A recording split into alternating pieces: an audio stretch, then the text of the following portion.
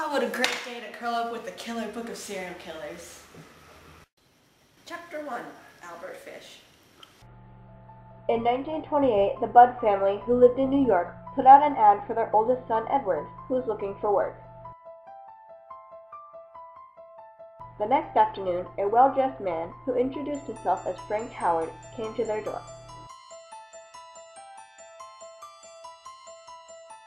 He offered Edward a job on his Long Island farm.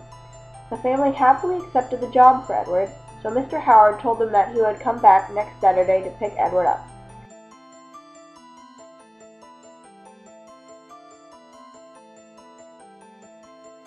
However, he never showed up and instead sent a telegram saying he would be there the next day.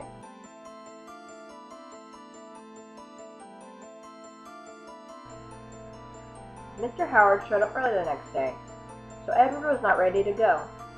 While waiting for Edward, Mrs. Budd introduced him to her 10-year-old daughter, Grace. Grace took a liking to Mr. Howard, and he took a liking to her. As they were waiting, they played games together. Then, Mr. Howard asked if he could take Grace to his niece's birthday party. The Budds let her go, but she never came back.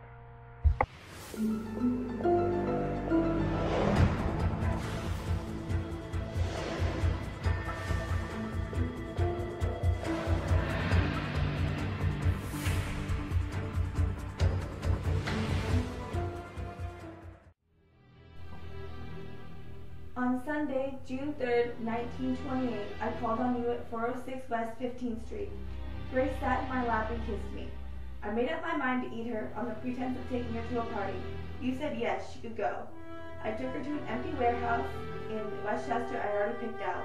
When we got there, I told her to remain outside. She picked wildflowers. I went upstairs and stripped all my clothes off. I knew if I did not, I would get blood on them. When all was ready, I went to the window and called her. Then I hid in the closet until she was in the room. When she saw me all naked, she began to cry and tried to run downstairs. I grabbed her and she said she would tell her mama. First, I stripped her naked. How she did kick, bite, and scratch.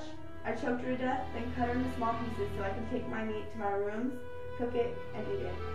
How sweet and tender her little ass was roasted in the oven. It took me 9 days to eat her entire body. I did not rape her, though. I could have had I wished. She died a virgin.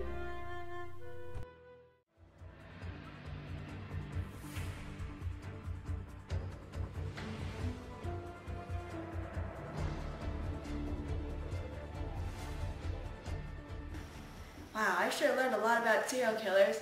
I think the author was trying to tell us to watch out for the signs of a serial killer and not to trust everyone so easily.